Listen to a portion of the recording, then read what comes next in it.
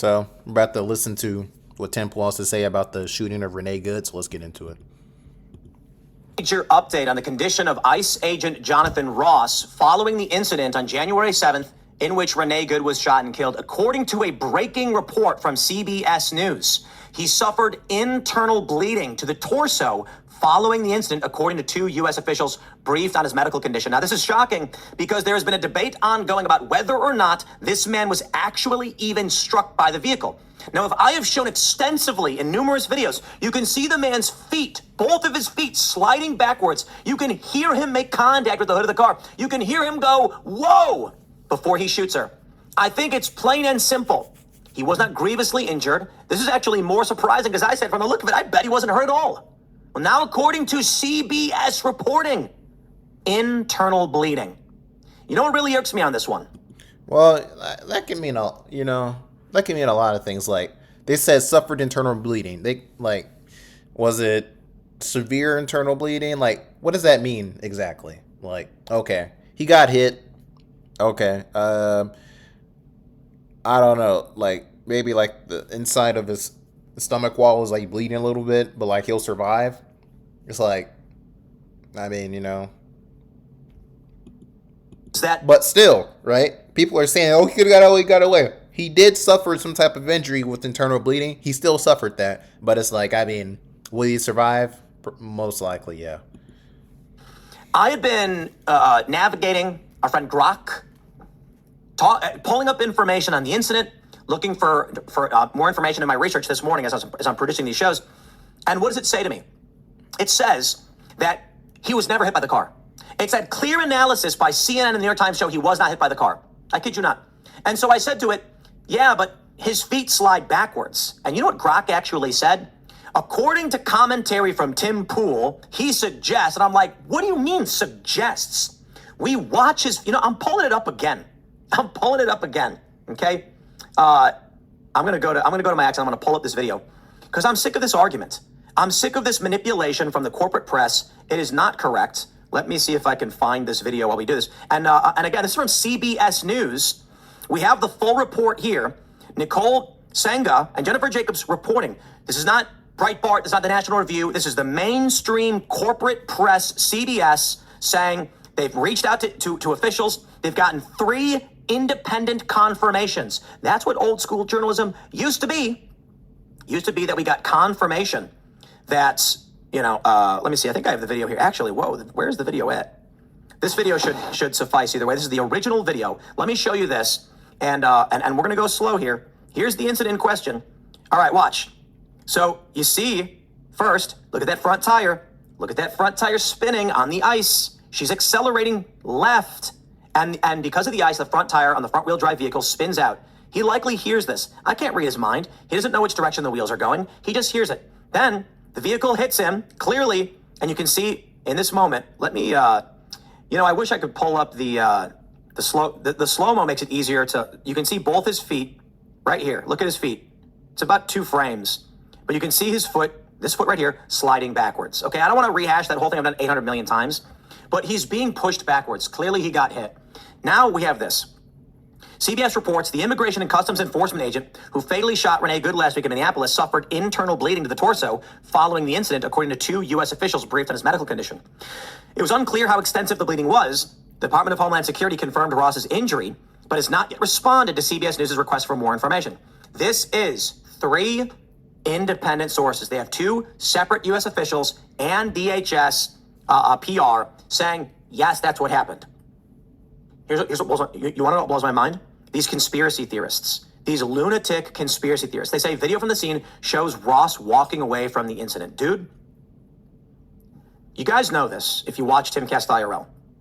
But just over a week ago, 2 of my crew were returning a vehicle, a rental vehicle. They got in an Uber.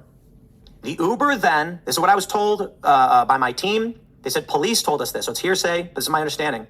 The Uber driver exited the enter only into oncoming traffic and was hit by a bus, T-boned, and the vehicle flipped over.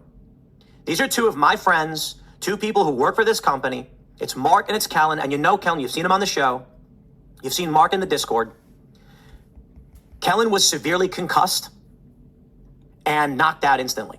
Mark, the same. He has skull fracture. He was coughing up blood. Let me show you this. Let me pull up this tweet. Onion person says, do you have any shame at all? Leslie Marshall says they would not have released him from the hospital if he was internally bleeding. He was released from the hospital very quickly. Sadly, we can't trust the reporting from your network any longer. They discharged both Kellen and Mark that day. We had Ian and the rest of the crew that visited him in the hospital quarantined because there was a very sick man in the hospital who had pneumonia. And we were concerned that any kind of infection that led to a serious pneumonia, we don't want to bring around the babies and around us. And so we said, just stay back for, a week or so until we know you're not sick. And Ian came back the other day and he seems to be fine. So I want to stress this. Internal bleeding because he was hit by a vehicle in a quick jerking motion, and they released him right away. Just like they released my friends, one of which had multiple skull fractures. Like, people live in fantasy land where they want to make up all these excuses. Guys, it's plain as day. Take a look at this from the Hill. ICE officer who shot Renee Good is in hiding. I think it's clear now. And I want to hear the argument from Jon Stewart and from Bill Maher. I'm a fan of Bill Maher. Still to this day, you're allowed to be a liberal. You're allowed to be wrong. I told him this, and he laughed. I said, I've been a big fan of his for a long time. Like, they're both big inspirations for me. And I went on a show, and it was awesome. It was a great experience. And I try to be respectful. He's got a big impact. He's got a massive audience and a very, very powerful political show. That's why everybody wants to be on it. And I said, I make tons of videos criticizing you. And he laughs. And I was like, 'cause sometimes you're wrong. He's like, well, that was always, that's okay, right? I say, that was always allowed. But he's like, yeah, you're allowed to think that. And that's why I like the guy. I do. He's been wrong on a lot of things, but man, has it really come around. So I want to hear what they think about this. I think Bill would be more pragmatic, especially after realizing he's been lied to quite a bit in the recent history. But I just saw this thing from Jon Stewart where he's like, the guy shot and killed her. It's like, okay, John, honest question. I really want to talk to this guy. I told my team, like, reach out. I want to talk to him, even in private. I just want to understand. I want to ask him, do you think the two separate U.S. officials in the Department of Homeland Security lied to CBS News and that CBS News should not have reported at all? Honest question. Next question. Should CBS News and any other outlet refuse to publish any report if it's coming from U.S. officials in the Trump administration and his DHS? Because the argument is this. Two separate individuals and the spokesperson for DHS all lied to push this narrative. And maybe they did, because the government sometimes lies. Actually, the government lies all the time. But the point is this. Occam's razor. I don't believe for a second that the DHS news officials got the hospital to lie, to publish false records. I think that if you're standing in front of a vehicle and it jerks forward and punches you in the gut, I think he got hit by it. Saying, oh, that's the sound he made when he got hit. And it likely caused some internal damage. He got checked out and they said, you're probably going to be fine. You do have some bleeding. Yeah. Not to air all of Mark's personal information, but I do think it's relevant. And I think it plays to the truth of the matter. Mark and Kellen, apparently they get hit, flipped over in this car, and they wake up in an ambulance. Confused about what's happening. Mark was throwing up blood with multiple skull fractures, and they discharged him that day.